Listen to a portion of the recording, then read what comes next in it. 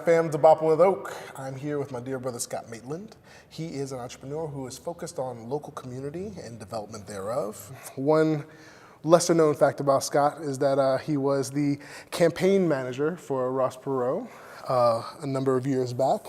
Since I've really been trying to cover a lot of these different systems that we've been talking about, one is the political system and kind of the way that it works. And for people who have actually worked within it and had a kind of an intimate view of it, Scott, maybe, you could tell us a little bit about how you found yourself in that role and what are some of your experiences? So it was 1992, and I was, through a very Forrest Gumpian set of circumstances, found myself to be the campaign director for the state of Florida for the Ross Perot campaign. And that is an amazing story in and of itself, but the one thing in terms of systems I think that people don't realize is that there is one thing that the Democrats and Republicans always agree upon, which is there should only be Democrats or Republicans. They absolutely have, I don't like it when people refer to the infamous they, but over the years, the two-party system has really set up a series of rules that really make it difficult for a third-party system to come about. And what's really interesting is it makes it very, very difficult, as we learned in the Perot campaign, for spontaneous movements to come about. That in order to raise money, et cetera, it is very, very difficult for a spontaneous thing to happen because you need to really, really have a lot of groundwork set at both the state and federal level in order to do that.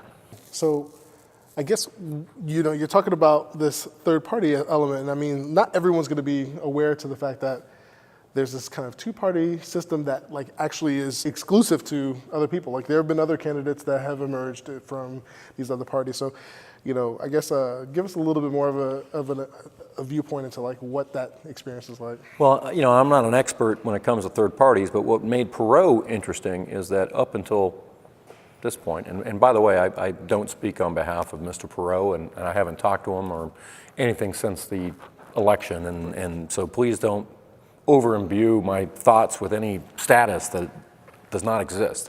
But if you took a look at the history of the third parties in the United States, at least in the modern era, defined after World War II, you're looking at folks that were able to get maybe 8, 10, 14% of the vote.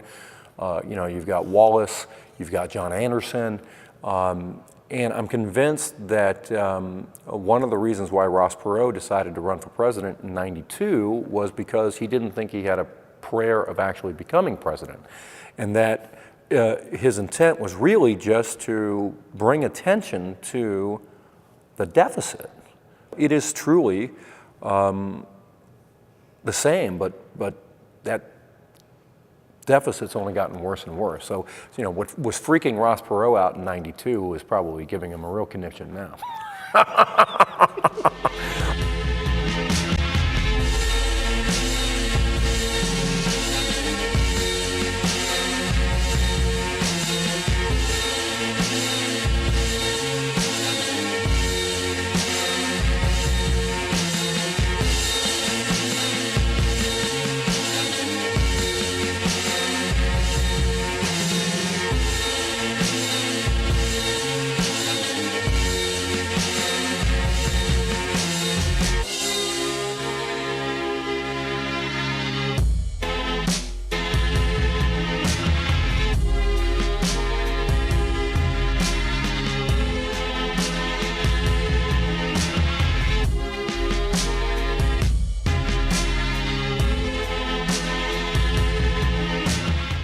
I'm here with my dear brother, Scott Maitland. He is the unofficial mayor of Chapel Hill. I see.